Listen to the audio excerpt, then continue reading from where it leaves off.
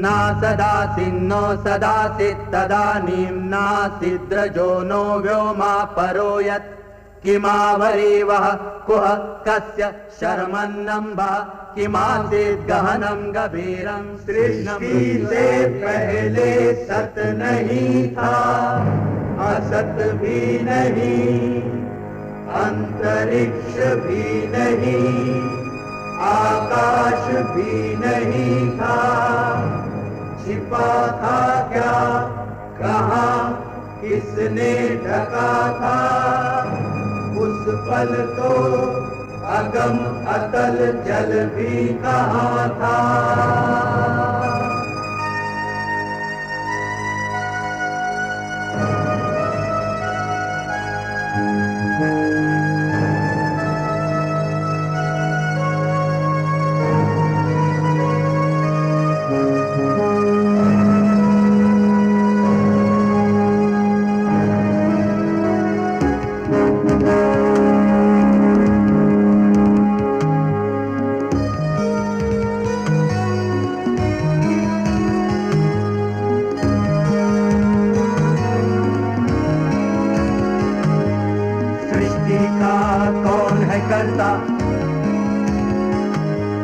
करता है वा अकर्ता, ऊंचे आकाश में रहता, सदा अध्यक्ष बना रहता, वही सचमुच में जानता या नहीं भी जानता है, किसी को नहीं पता, नहीं पता, नहीं है पता, नहीं है पता।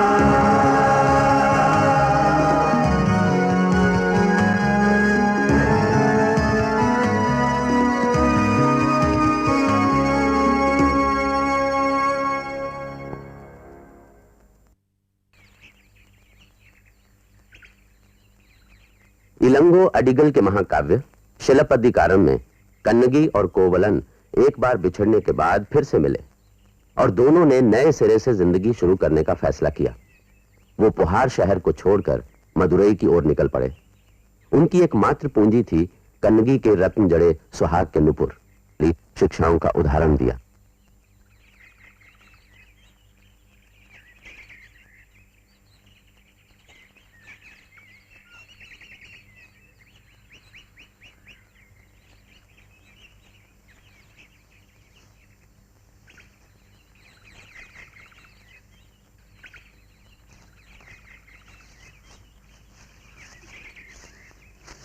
और कितनी दूर है? बस आ ही गया समझो, 150 कोस और हैं। क्या कहा था, यात्रा बड़ी कठिन होगी। थोड़ा विश्राम कर ले।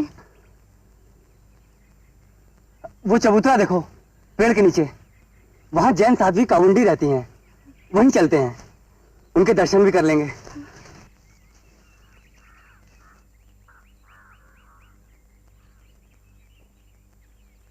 नमस्कारम अम्मा। सुखी रहो, सत्य पथ पर चलो। आपकी आज्ञा हो तो हम थोड़ी देर यहाँ विश्राम कर लें। अवश्य, आओ।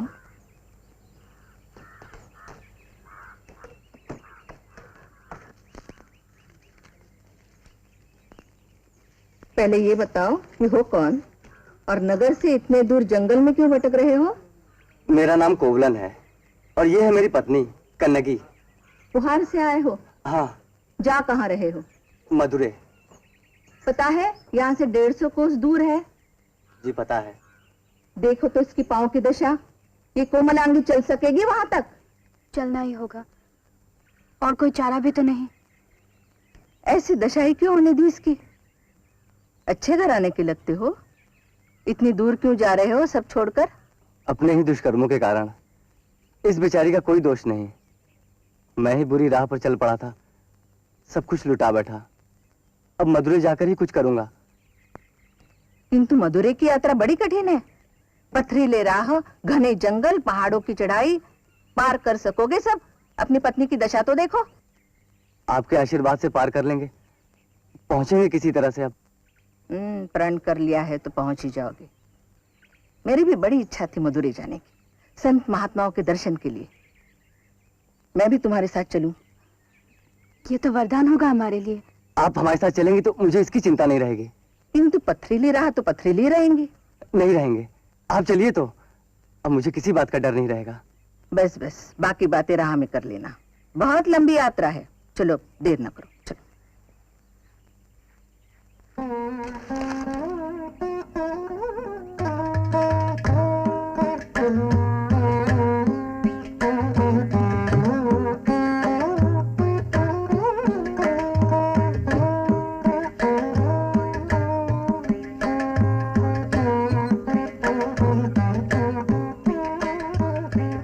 वहां है मंदिरों का नगर श्रीरंगम, नदी के उस पार। नदी पार कर लेंगे, वहां विश्राम करेंगे। चलो।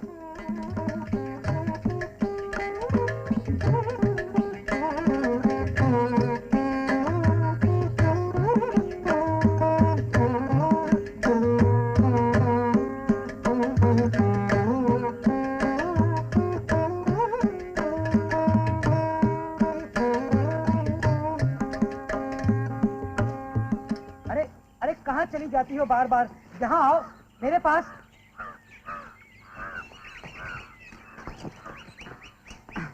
अरे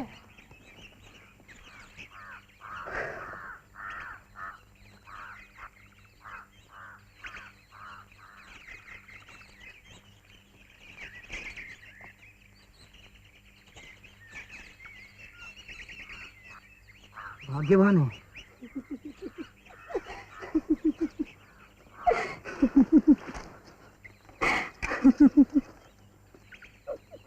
नहीं, यहाँ नहीं। क्यों, क्या हुआ? क्या सुंदर मुखड़ा है, जैसे चांद का टुकड़ा हो। लो, कामदेव भी जाग गए। क्यों साध्वी अम्मा, कौन है ये सुंदर किशोर? बच्चे हैं मेरे, तुम्हें क्या लेना देना, जाओ यहाँ से। बच्चे? अरे तुम लोगों को तो ब्याह करने की अनुमति नहीं, फिर ये बिना ब्याह के बच्चे। अगर ये तुम्हारे बच्चे हैं तो ये मेरी बहन है। सुना नहीं? चले जाओ, विश्राम करने दो इन्हें।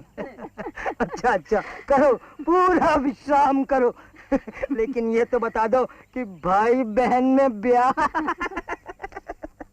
अरे नीच अधम, जैसा मैला मन वैसी मैली वाणी।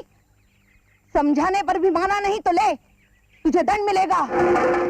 तुम दोनों सियार बनकर जंगल जंगल हुआ हुआ करते फिरोगे। जाओ।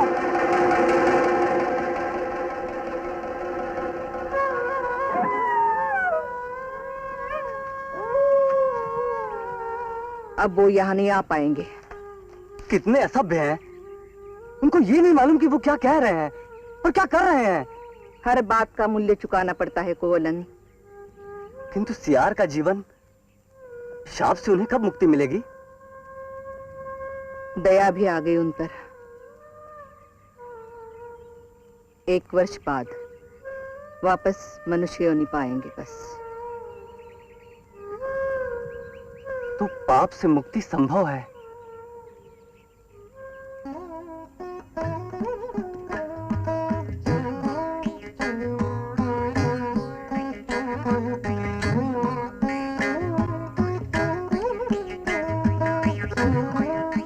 कोवलन थोड़ा दिशाभ्रम हो गया है, पता नहीं ये मार्ग है या वो। अम्मा आगे किसी गांव में पूछते हैं।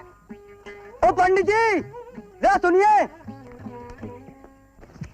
पंडित जी सुनिए। आओ सती आओ।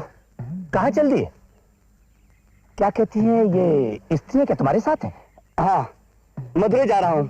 क्या आप बता सकेंगे कि कौन सा मार्ग जाता है मथुरे? अरे क्या 10 मार्ग बता देंगे। मदुरई, पर आपने समय ठीक नहीं चुना। वो क्या कहते हैं कि आजकल पर्वत के जंगल सब सूख जाते हैं। बिना छाया पथरीले मार्गों पर चलना बड़ा दुखी करता है, और पत्थर भी ऐसे नुकीले कि चलते चलते दादा दादी याद आ जाए।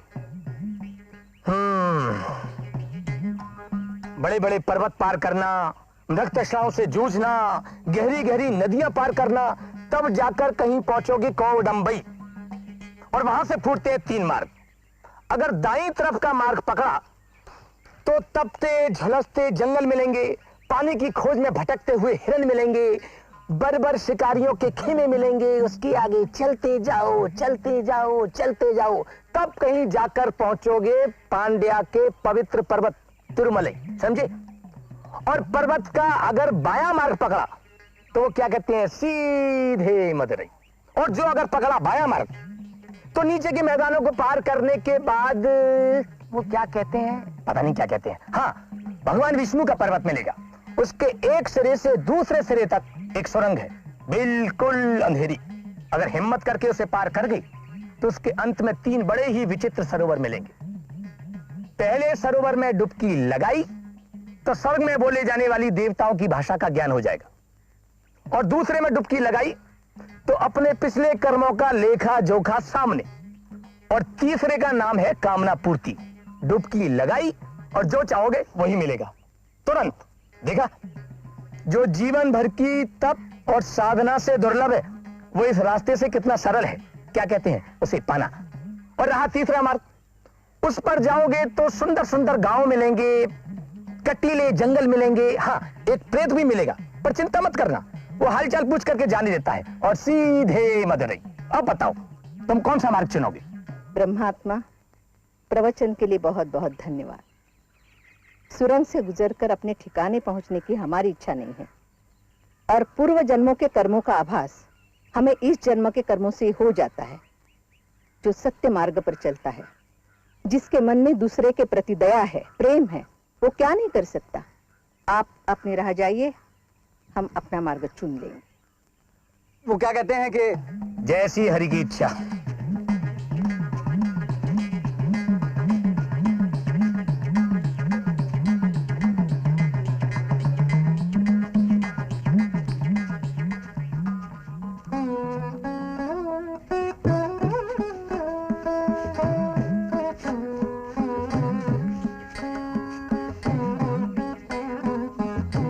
बच्चा, वहां से थोड़ा पानी ले आ जा।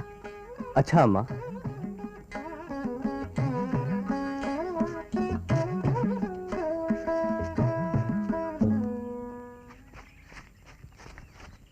नमस्कार स्वामी, बड़े कष्टों के बाद आपको खोज पाई हूँ। माधवी का संदेश लाई हूँ। आपके चले जाने का समाचार सुनते ही वो मूर्छित हो गई, न खाना न पीना, को भवन में बैठी विलाप कर रही है। दया कीजिए स्वामी, वापस चलिए स्वामी, नहीं तो माधवी अक्का अपने प्राण त्याग देगी।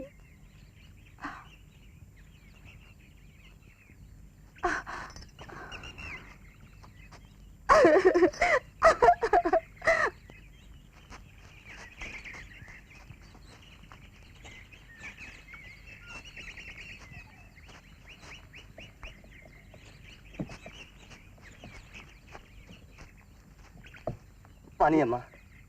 कन्नकी, पानी पी ले बेटा। तुम्हें क्या हो गया?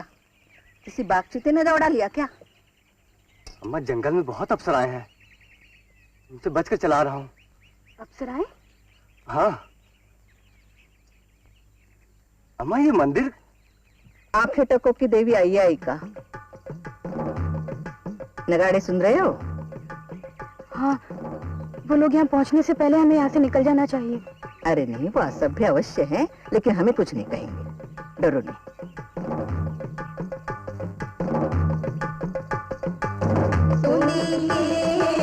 आभूषण वाली गुणशालिनी आई है, सोने के आभूषण वाली गुणशालिनी आई है। रूप सुंदरी वसन मनोहर विजय देवी जैसी तेजोमयी। रूप सुंदरी वसन मनोहर विजय देवी जैसी तेजोमयी। निष्कलंक साहस का दूजा नाम मरवर कुलवने भय। निष्कलंक साहस का दूजा नाम मरवर कुलवने भय। उसी वंश के सोने की पायल धारिणी आई है। उसी वंश की सोने की पायल धारिणी। देखो देखो, की राजकुमारी आई, कोंगनाड की राजकुमारी, दक्षिण तमिलनाडु की महारानी, महान साध्वी राजकुमारी की जय। सोने के आभूषण वाली गुणशालिनी आई है। उग्र धनुर्धर मनोहर कौन है, राजकुमारी आई है। उग्र धनुर्धर मनोहर कौन है, राजकुमारी आई है।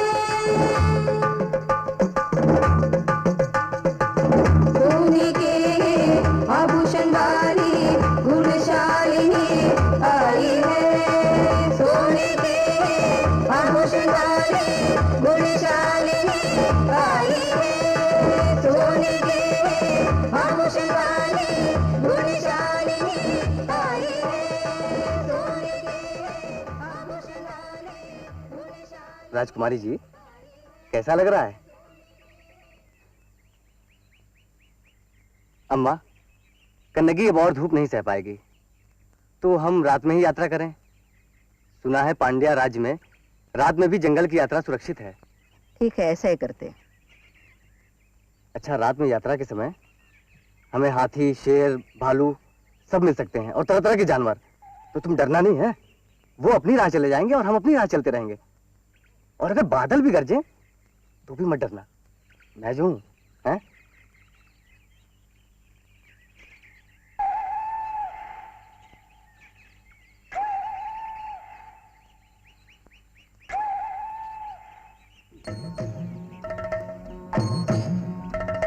जय जय शिवसुत मुरुगन, तेरी लीला अपरंपार। जय जय शिवसुत मुरुगन, तेरी लीला अपरंपार। असुरों के वध से है मुरुगन, लाल हुई धरती है मुरुगन, लाल हुई धरती है। जय जय शिवसुत मुरुगन, तेरी लीला अपरंपार। जय जय शिवसुत मुरुगन।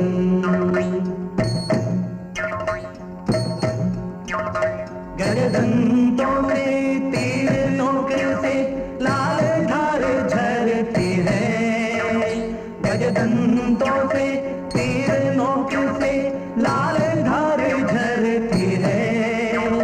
तू विजयी है, काल जयी है, तेरी शक्ति अपार, तेरी शक्ति अपार। जय जय शिवसुत मुरुगन, तेरी लीला अपरंपार। जय जय शिवसुत। आप पुहार के कोवलन हैं? जी। आपका परिचय?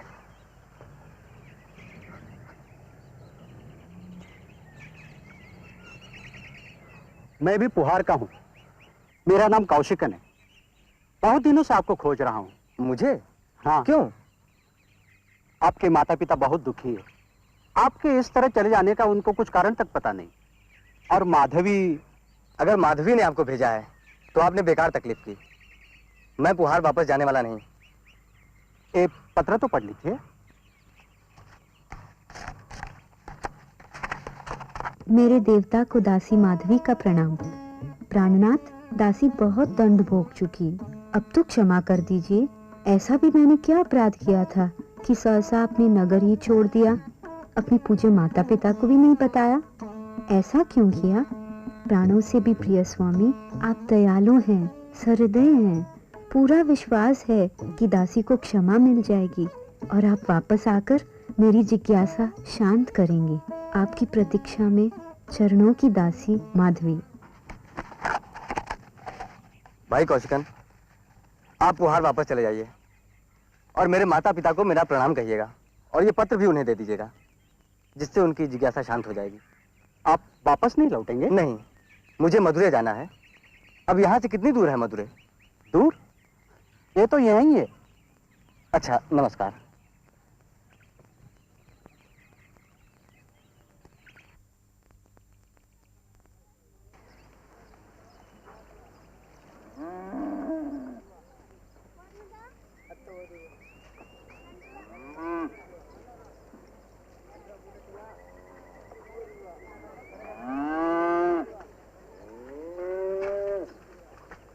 पधारो अम्मा।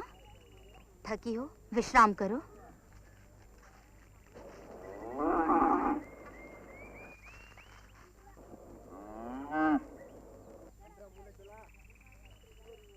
प्यास लगी है? लो, दूध पियो।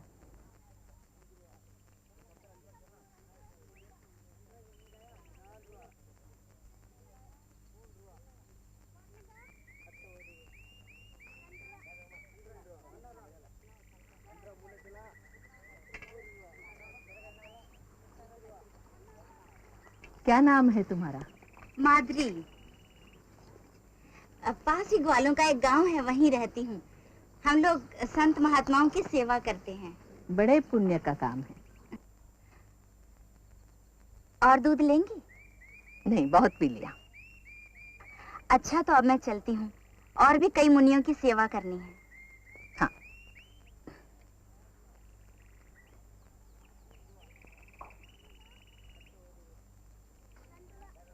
अम्मा, मैं नगर जाकर तुरंत काम शुरू करना चाहता हूँ।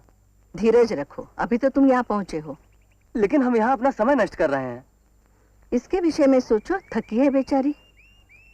इस बेचारी की हालत देखकर ही तो मैं जल्दी मचा रहा हूँ। मेरे कारण इसको कितने कष्ट उठाने पड़े। जितनी जल्दी दूर हो जाएं, उतना ही अच्छा है। तुम्हें सावधान कर दूं कोवलन, पिछले जन्मों में तुमने जो पुण्य कमाए थे अब शून्य हो चुके हैं।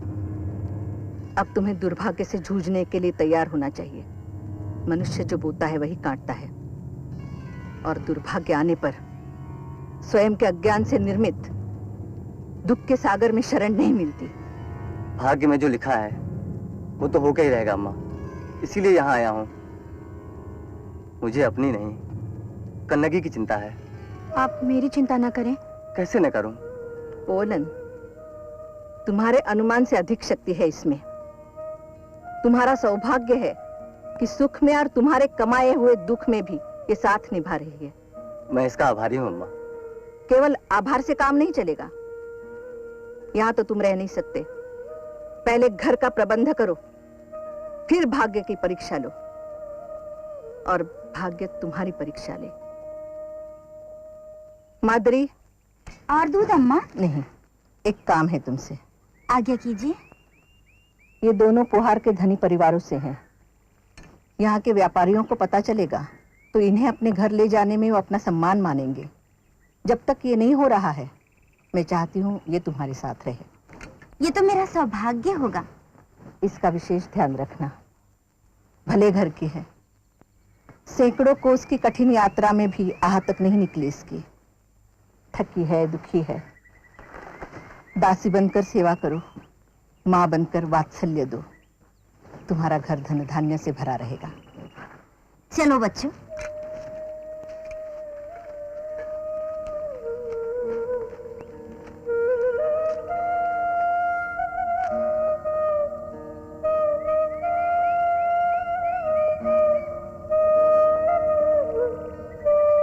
अब कहने को कुछ भी शेष नहीं है। मेरे आशीर्वाद तुम्हारे साथ है। जाओ।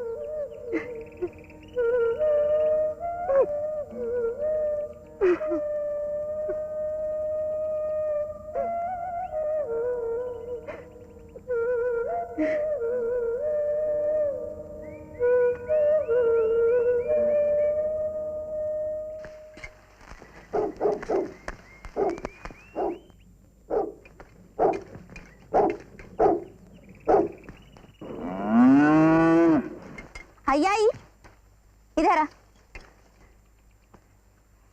ये मेरी बेटी है, तुम्हारे साथ रहेगी, तुम्हारी सेवा करेगी। इसे अपना ही घर समझो और जब तक जी चाहे रहो। हम आपके बहुत आभारी हैं। आओ आता।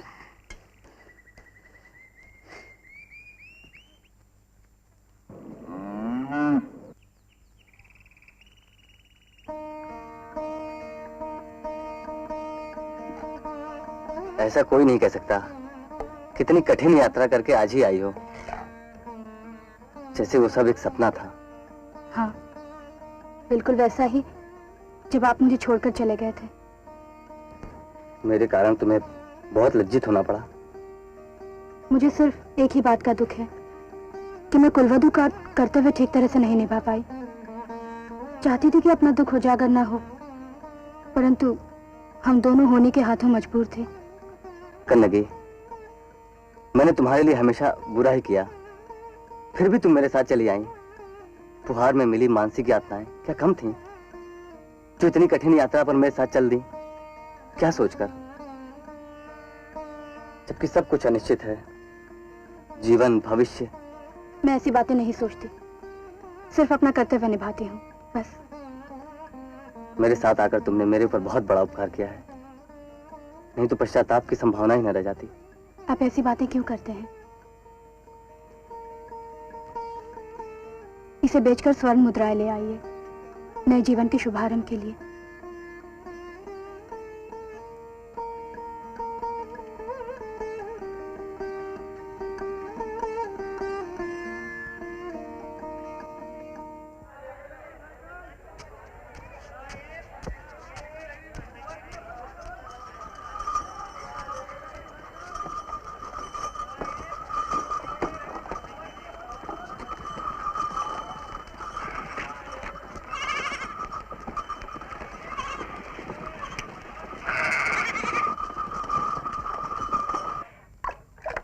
कुछ बताइए अपने घर के बारे में।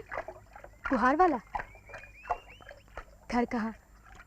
वो तो एक विशाल भवन था, बहुत बड़ा, बहुत ऊंचा। इनके पिताजी ने खास हमारे लिए बनवाया था। बहुत ऊंचे ऊंचे और बड़े बड़े द्वार थे और उन पर बकरी, मोर, हंस, गाय, भैंस सभी बने थे। और ऊंचा तो इतना था कि अटारी पर खड़े हो जाओ तो सारा फुहार नगर दिखता था। अच्छा, इतना अच्छा घर छोड़ क्यों दिया? भाग्य में मदुरई जो लिखा था। हमारा मदुरई भी बहुत अच्छा है, बहुत बड़ा, बहुत सुंदर। हमारे राजा के न्याय की चर्चा तो दूर दूर तक है। तुम्हें यहाँ बहुत अच्छा लगेगा। अम्मा, स्वामी को गए हुए बहुत देर हो गई है। आ जाएंगे, चिंता ना करो। नगर देखने गए हैं, थोड़ा समय तो लगेगा ही। ऐसी उतावली अच्छी नहीं। अम्मा, मक्खन बन ही नहीं रहा। अब शकुन, हे भगवान, क्या होने जा रहा है? अम्मा, मेरे स्वामी। चिंता ना करो, आ जाएंगे। आई, अपनी सहेलियों को बुला ला, कुछ गाना बजाना हो जाए, इसका मन भी बहल जाएगा। अच्छा, मैं अभी बुलाती हूँ, फिर बाद में मुकर मत जाना। बस काम ना करना पड़े। चल कन्नगी, तू मेरे साथ चल।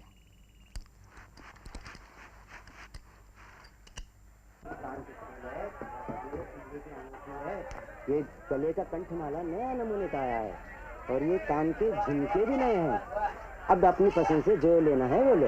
देखो भाई, जो लेना है लो। हाँ, आओ भाई आओ, सब नए तरह के जेवर है। ये गले का कंठमाला है, ये कान के झुमके है। आपको अपनी पसंद से जो लेना है लो। लेना नहीं है मुझे, बेचना है। जड़ाऊ पायल है सोने की।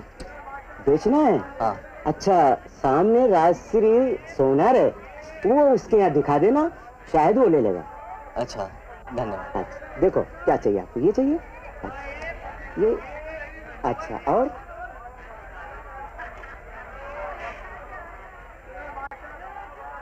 क्या चाहिए?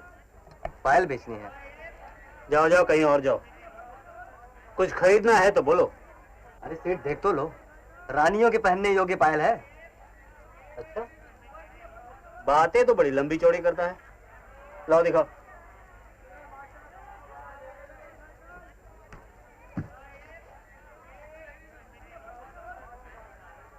ये देखो। अरे ये तो बिल्कुल वही। चुप रहे, बीच में बोलता है। चल अपना काम कर।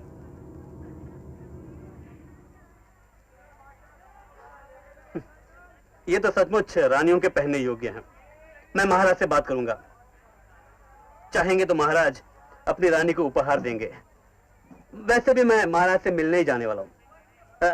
तुम वहां रुक जाना, मैं अभी आता हूं। जल्दी आइए। हाँ, बस अभी गया और आया। अच्छा, नमस्कार। मूर्ख, मरवाएगा। फिर कभी बीच में बोला तो मुंह सिला दूंगा। और वो पायल तो बिल्कुल रानी की पायल जैसी है जो हमने चुराई थी। अब क्या करें? महाराज के सर पर शक का जो भूत सवार है उसे जो उतारना है, बस मैं अभी आया।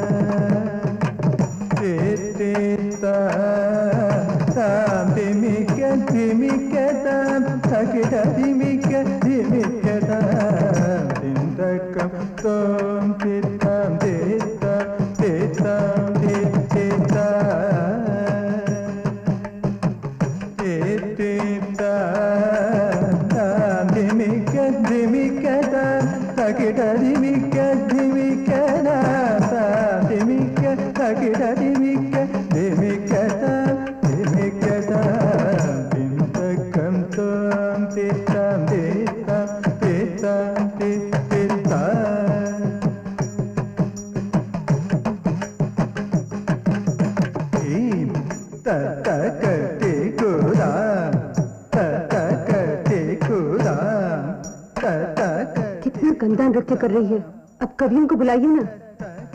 अच्छा तो कर रही है, इसकी मुद्राएं देखो, अभिनय देखो, वाह।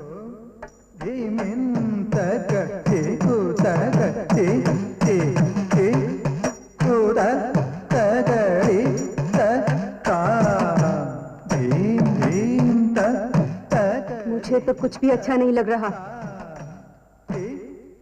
तुम्हें शास्त्रीय नृत्य की समझ नहीं है, फिर भी नृत्य पूरा होने तक रुको।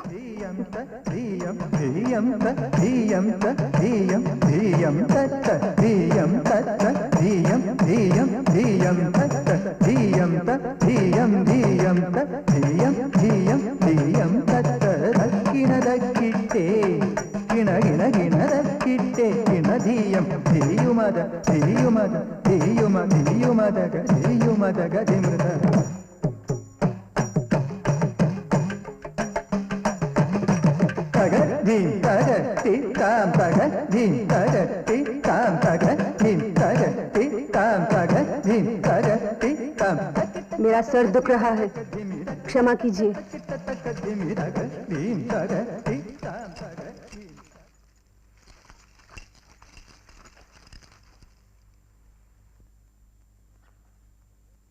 तुम नृत्य जारी रखो। नहीं, फिर कभी। महाराज, राजसी स्वर्णकार आपके दर्शन करना चाहते हैं।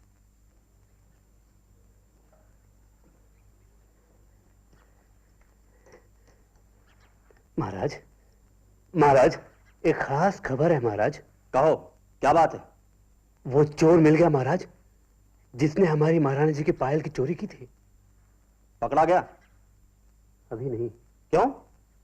तो फिर उसे स्वर्ण पदक देना है क्या? बात यह है महाराज कि मेरे लिए उसे पकड़ पाना संभव नहीं है, बहुत ही खतरनाक है। अगर कुछ सैनिक मेरे साथ चलें तो। जाओ, 2 सैनिक अपने साथ ले जाओ।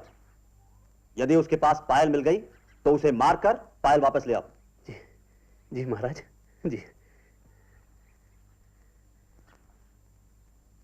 पायल मिलने से रानी को बहुत खुशी होगी।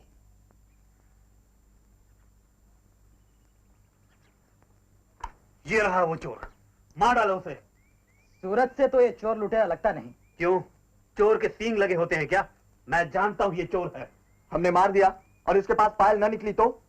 पायल उसकी थैली में है, अपनी आंखों से देख चुका हूं। मैं सोचता हूँ इसे जगा लेना चाहिए। क्यों? जगाने की क्या जरूरत है? अरे आप आ गए। थका हुआ था इसलिए थोड़ी नींद लग गई थी। क्या कहा महाराज ने? इन लोगों को भेजा है। चलो दिखा दो अब। हाँ हाँ, ये देखिए, महारानियों के पहनने योग्य पायल है। अब तो तसल्ली हो गई। ये वही पायल है जो मैंने महारानी के लिए बनाई थी, और चोर भी सामने है। चोर? मैं चोर नहीं हूँ। ये पायल मेरी पत्नी की है, मैं चोर नहीं हूँ। ये मुझे बताना, मैं चोर नहीं हूँ। मैं मुझे बताना। क्या हुआ महारानी?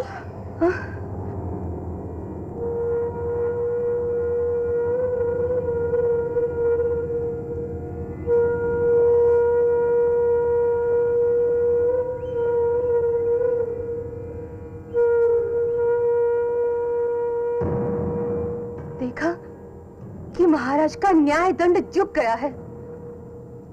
उनका छत्र दल दल में गिरकर डूबा जा रहा है। न्याय की घंटों की ध्वनि से कान फटे जा रहे हैं। अवश्य ही कुछ अशुभ घटने वाला है। मैं महाराज को सावधान कर देती हूँ।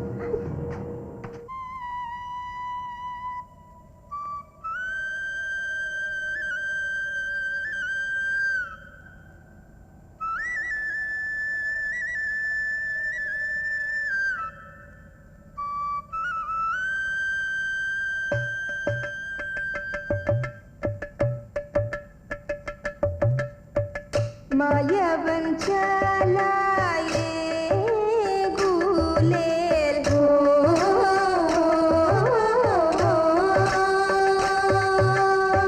मायावन चलाए गुलेल गिराए मेरी बगिया के फूल।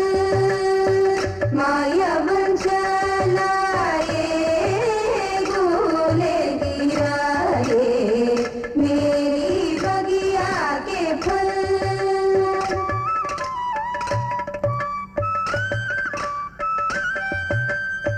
पर के न माने वो दाड़िन गिराए, दाड़िन गिराए, नींबू गिराए, अनानास गिराए, अनानास गिराए, छोड़ी न अंबिया के दल गिराए मेरी बगिया के फल। मायावन चलाए गुलेल गिराए मेरी बगिया के फल।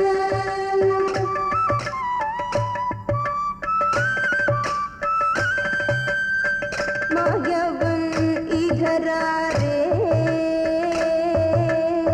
मायावन इधर आ रे, बंसी बजा जा रे, बंसी बजा जा रे।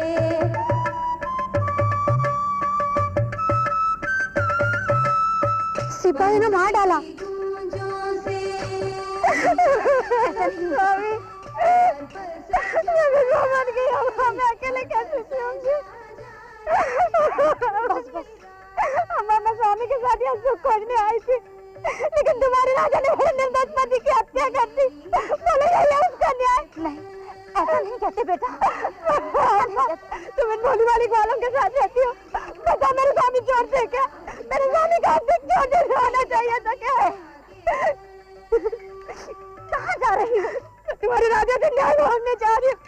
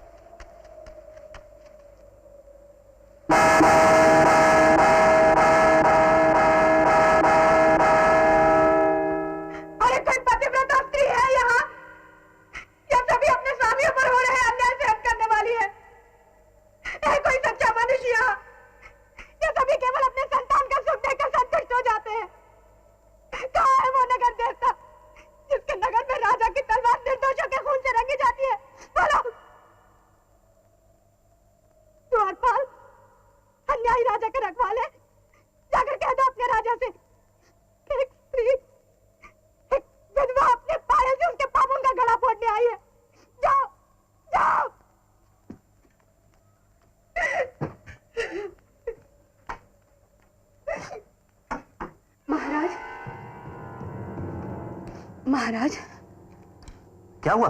महाराज, मैंने एक भयानक स्वप्न देखा है। कुछ अशुभ घटने वाला है। कुछ नहीं होगा, तुम्हारे मन का वहम है। सपनों पर विश्वास नहीं किया जाता। महाराज, महाराज, मुख्य द्वार पर एक स्त्री है महाराज, जैसे देवी का रूप हो, क्रोध में पागल है, हाथ में एक पायल है, और महाराज आपके बारे में अनाप शनाप बक रही है। आने दो उसे।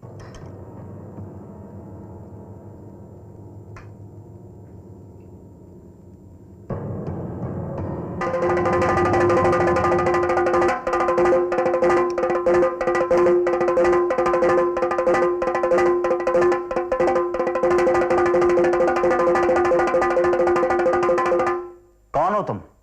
क्या चाहती हो? न्याय चाहती हूँ तुझसे। न्याय ही मिलेगा। कहो क्या बात है? मैं हूं कन्नगी, चोला राज्य की राजधानी पुहार की रहने वाली। वही एक धनी व्यापारी का पुत्र भी रहता था। भाग्य चक्र उसे तेरे नगर ले आया। उसने सोचा था यहां आकर व्यापार करेगा, अपना भविष्य बनाएगा। परंतु जब वो स्वर्णकार के पास ये पायल बेचने गया तो तेरे सैनिकों ने उसकी हत्या कर दी। मैं उसी की पत्नी हूं, अब उसकी विधवा। तूने मेरे पति की हत्या की है, मुझे विधवा बनाया है। बोल, यही है तेरा न्याय? मैंने तो न्याय ही किया है। एक चोर को, एक अपराधी को दंड देना न्याय ही तो है। उसने महारानी की पायल चुराई थी। नहीं, वो पायल मेरी थी। इसका क्या प्रमाण है तुम्हारे पास? मेरी पायल में रत्न भरे हैं। और तुम्हारी पायल में? मोती।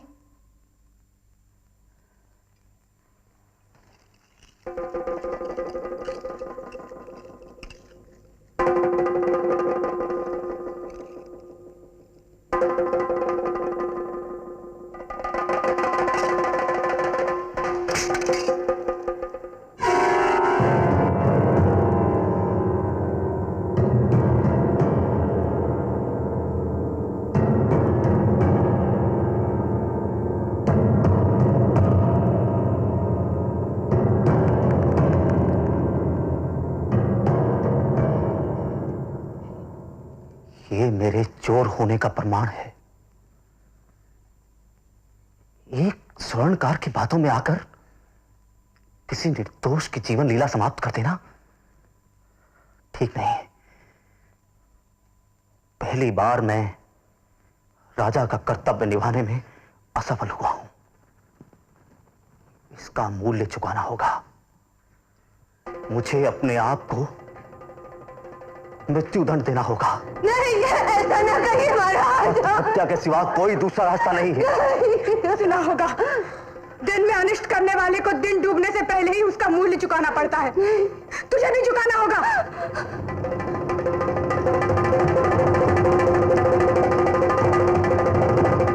मैं इस नगर और इस राजा को मिटा कर रख दूंगी, भस्म कर दूंगी, नाश हो जाएगा।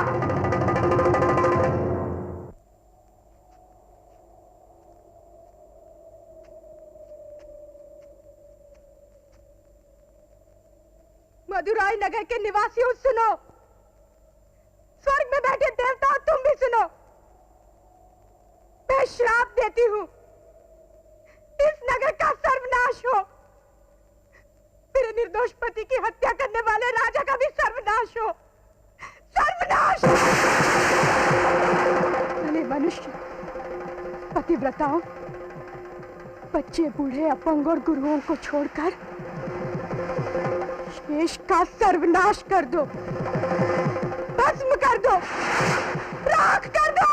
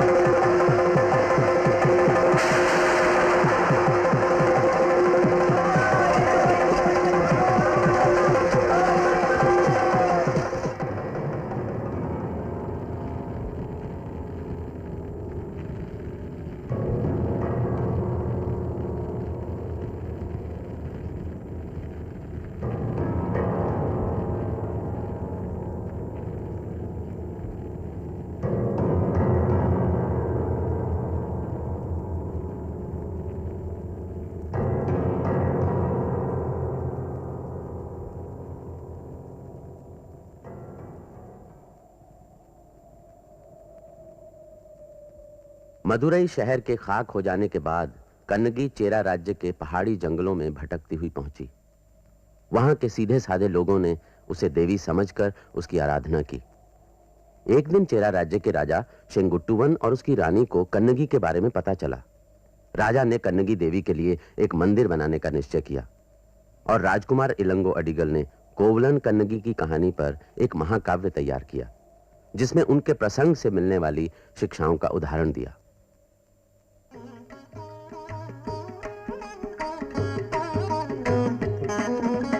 धर्म पंथ को त्याग नृपति जब जलते राह चलता है। धर्म पंथ को त्याग नृपति जब जलते राह चलता है। प्रभु का कोप मौत बन करके आग उगलता है। प्रभु का कोप मौत बन करके आग उगलता है। पावन पत्नी की निष्ठा को करो सदा तुम वंदन। भाग्य अधिका रहता पर कर्मों का फल मिलता है। कर्मों का फल मिलता है। कर्मों का फल मिलता है।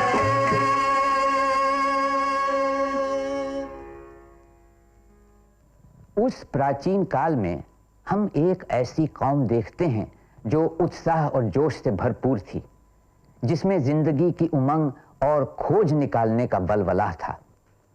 ख्याल की दुनिया में वो बुलंद से बुलंद पहाड़ चढ़े और कला के मैदान में सलाहियत की बेशकीमत नमूने दिखाए। और हम देखते हैं कि देश भर में एक सी सांस्कृतिक लहर फैलने लगी थी। उत्तर और दक्षिण इस साहस भरी मुहिम में शामिल हो गए, एक दूसरे से प्रेरणा लेते हुए। हिरण्यगर्भात् समवर्तताग्रे भूतस्य जातः पतिरेक आसीत्। सदाधार पृथिवीं जामुते मां कस्मै देवाय हविषा विधेम। वह था हिरण्यगर्भ सृष्टि से पहले विद्यमान, वही तो सारे भूत जात का स्वामी महान, जो है अस्तित्वमान धरती आसमान धारण कर। ऐसे किस देवता की उपासना करें हम हवि देकर। जिसके बल पर तेजोमय है अंबर, पृथ्वी हरी भरी स्थापित सिर, स्वर्ग और सूरज भी स्थिर। ऐसे किस देवता की उपासना करें हम हवि देकर। गर्भ में अपने अग्नि धारण कर पैदा कर, व्यापा था जल इधर उधर नीचे ऊपर। जगा जो देवों का एकमेव प्राण बनकर। ऐसे किस देवता की उपासना करें हम हवि देकर। ओ सृष्टि निर्माता स्वर्ग रचयिता पूर्वज रक्षा कर। सत्य धर्म पालक अतुल जल नियामक रक्षा कर। फैली है दिशाएं बाहु जैसी उसकी सब में सब पर। ऐसे ही देवता की उपासना करें हम हवि देकर। ऐसे ही देवता की उपासना करें हम हवि देकर।